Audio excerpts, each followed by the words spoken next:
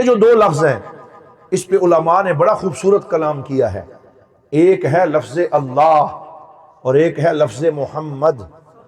اب ایک دفعہ سب نے میرے ساتھ مل کے کہنا ہے، بولیے اللہ. بہت بڑا اجتماع ہے اور اللہ کا نام لیتے ہوئے نہ جھجک ہے نہ شرم ہے، یہ تو ہمارے مولا کا اسم ذات ہے. تو یوں بولیں کہ پورا پنڈال گونج اٹھے. بولیں اللہ، پھر کہیں اللہ. تو یہ جو اسم ذات اللہ ہے، اس کی جو شانیں علماء نے بیان کی ہیں، پہلی شان یہ ہے کہ یہ اللہ کا ذاتی نام ہے اور 99 اللہ کے صفاتی نام ہیں. اور یہ ذاتی نام اپنی ساری صفات کو اپنے جلو میں لیے ہوئے ہے. اور اس کی یہ شان ہے کہ میرا یا آپ کا نام اگر آپ اسے تھوڑا مختصر کریں بے معنی ہو جائے گا. میرا نام نعیم ہے، اگر میں نون کاٹ دوں پیچھے کیا بچے گا؟ عیم. یہ بے معنی محمل ہو گیا، با مقصد نہ رہا. لیکن لفظ اللہ کی شان یہ ہے کہ آپ جتنا مختصر کرتے جائیں گے معنی اتنا ہی خوبصورت ہوتا چلا جائے گا. یہ اللہ کا اسم جلالت ہے. اللہ کا مطلب ہے الذات المستجمع لکل صفات الکمال ومنزہ عن کل شیء. وہ معبود برحق جو تمام صفات کمال کا جامع ہو اور جس میں کوئی عیب نہ ہو، کوئی نقص نہ ہو، وہ ہر قسم کے عیب اور نقص سے پاک ہو. یہ اللہ کا مطلب ہے.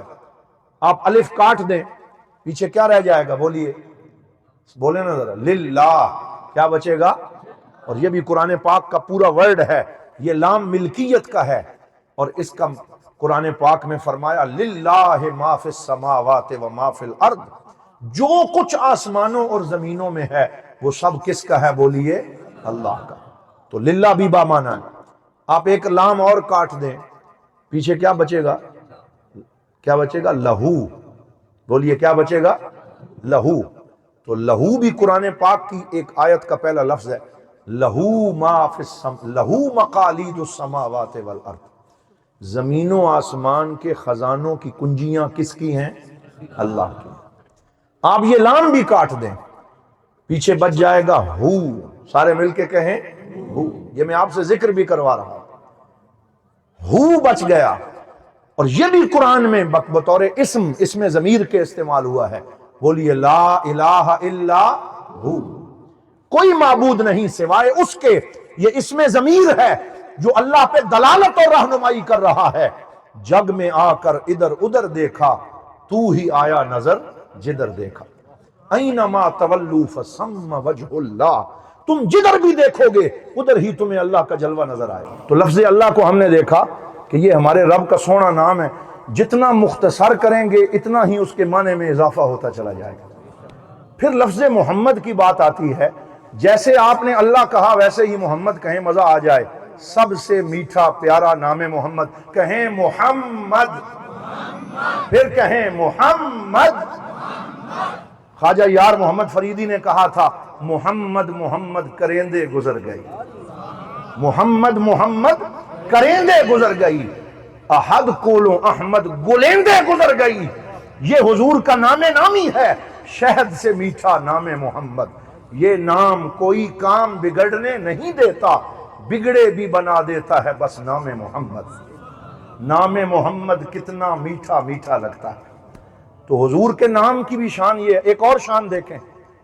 ابھی آپ نے لفظ اللہ پڑھا، کیا لفظ اللہ میں نقطہ ہے؟ بولیے. لفظ اللہ میں نقطہ نہیں ہے. اب پڑھیں محمد، تو لفظ محمد میں بھی نقطہ نہیں ہے. نہ نقطہ اللہ میں ہے نہ نقطہ محمد میں ہے. کیوں نہیں ہے نقطہ؟ امام بیضاوی فرماتے ہیں اس لیے کہ یہ دونوں ذاتیں پاک ہیں. اللہ نے ان کے نام میں نقطہ نہیں رکھا تاکہ کوئی نقطہ نکال ہی نہ سکے، تاکہ کوئی نقطہ نکال ہی نہ سکے. اللہ بھی پاک ہے، بولو محمد بھی پاک ہے. یہ ان کی پاکی ہے. پھر یہ بھی دیکھیں کہ محمد صلی اللہ علیہ وسلم کا مطلب کیا ہے. علماء جانتے ہیں الذی یحمد حمدا بعد حمد. محمد اس ذات والا صفات کو کہتے ہیں جس کی بار بار اور ہر لمحہ تعریف کی جائے اور ہر وقت اس کی تعریف ہوتی رہے. آپ اسی سے اندازہ لگا لیں، یہ جو اذان ہوتی ہے یہ اذان کے ٹائمنگ کا اگر ہم جائزہ لیں تو اللہ تعالیٰ نے ٹائم میں یہ فرق رکھا ہے کہ ہر 25 کلومیٹر کے بعد تھوڑا سا کچھ سیکنڈز کا فرق پڑ جاتا ہے، اور پھر مزید کلومیٹر بڑھتے ہیں تو منٹوں کا فرق پڑتا ہے، پھر گھنٹوں کا پڑتا ہے۔ کراچی کے اور یہاں جنڈ شریف کے ٹائم کے اندر تقریباً 20 منٹ کا فرق ہوگا، اور اگر انڈیا اور پاکستان کا ٹائم دیکھیں تو گھنٹے ڈیڑھ کا فرق ہوگا، اگر انگلینڈ اور پاکستان دیکھیں تو 4 گھنٹے کا فرق ہوگا، اگر امریکہ اور پاکستان دیکھیں تو 9 گھنٹے کا فرق ہوگا۔ تو یہ فرق بڑھتا جاتا ہے۔ اس میں بھی راز ہے کہ آذان جو مساجد سے بلند ہوتی ہے وہ 5 وقت میں بلند ہوتی ہے، لیکن اللہ تعالیٰ نے دنیا کا نظام ایسے بنایا ہے کہ فجر کی آذان جب انڈیا کے ایک علاقے میں ختم ہوتی ہے تو دوسرے علاقے میں فجر کا ٹائم شروع ہو جاتا ہے، جب وہاں سے ختم ہوتی ہے تیسرے علاقے میں شروع ہو جاتا ہے، اور ظہر تک پوری دنیا میں فجر ہوتی رہتی ہے، اور جب ظہر کا ٹائم شروع ہوتا ہے تو ظہر سے عصر تک پوری دنیا میں ظہر کی اذانیں ہوتی رہتی ہیں۔ 24 گھنٹوں میں کوئی ایک لمحہ بھی ایسا نہیں ہے جب زمین سے آسمان کی طرف یہ ندا نہ اٹھ رہی ہو، اشہد ان محمد رسول اللہ۔ تو یہ حضور کا نام نامی ہے، الذی یحمد حمدا بعد حمد، جس کی بار بار تعریف کی جائے، ہر لمحہ تعریف کی جائے۔ اب میم کاٹ دیں، پیچھے کیا بچ گیا؟ حمد، اور حمد کا مطلب ہے سراپا تعریف۔ کیا مطلب ہے؟ سر سے لے کے پاؤں تک سراپا تعریف۔